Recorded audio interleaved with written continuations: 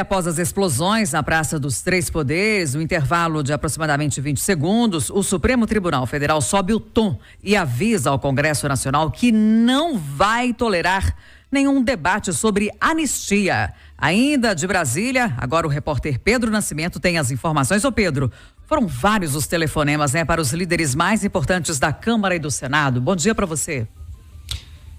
Exatamente, bom dia também para você, Kátia, Eustáquio e todo mundo que acompanha Itatiaia nesse dia de hoje. Bom, foi uma noite tensa, não só pelas explosões, mas também pelo temor acerca desse atentado, que também culminou nessas conversas que os ministros do STF tiveram com lideranças do Congresso Nacional. Como você disse, foram vários telefonemas durante a noite e tudo isso foi um acontecimento gradual. À medida em que foi se obtendo mais detalhes a respeito desse caso, em que se soube que esse era um atentado que partia de uma mesma motivação, uma mesma relação de ódio daqueles ataques que ocorreram no dia 8 de janeiro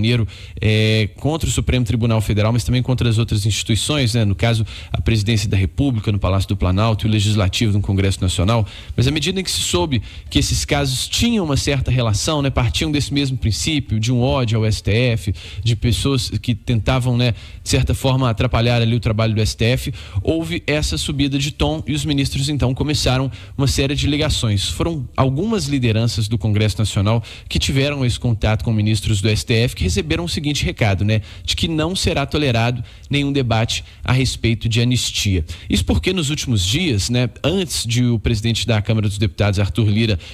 ter colocado uma pedra em cima desse assunto, criando uma comissão,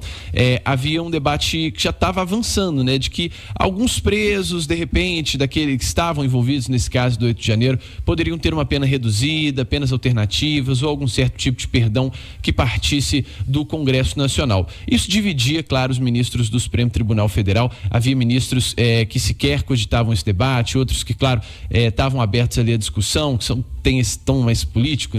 dos ministros do STF, mas a verdade é que esse episódio de ontem realmente colocou uma pedra em cima desse assunto, uma pedra a mais, além do que já tinha sido colocado pelo presidente da Câmara, Arthur Lira, que no finalzinho de outubro desse ano, ele anunciou uma comissão,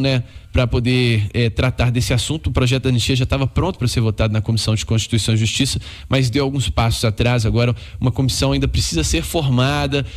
para que tenha várias sessões de discussão, enfim, isso adiou bastante a discussão e agora pode ser que essa discussão sequer saia do papel, até porque esse novo colegiado, que é formado por deputados, sequer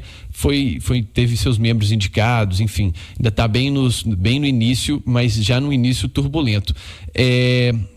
Vale dizer que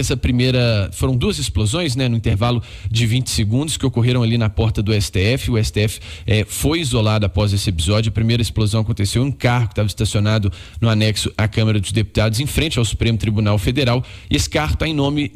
de um ex-candidato a vereador pelo PL em Santa Catarina, chamado Francisco Vanderlei Luiz, que em mensagens de redes sociais já não só apontava que iria fazer esse ataque, como também direcionava várias mensagens de ódio ao STF, à Presidência da República e algumas lideranças do Congresso Nacional. Claro, tudo ainda muito inicial, a Polícia Federal ainda investiga esse caso, qualquer informação para além do que está ali nos fatos, para além do que está registrado, por enquanto ainda é especulação, mas fato é que esse episódio mexeu com o ambiente político e agora é aguardar os próximos passos para a gente ver qual será a tônica do STF, qual será a resposta do Supremo Tribunal Federal diante dessa nova tentativa de ataque que mexeu muito com os ânimos dos ministros do Supremo.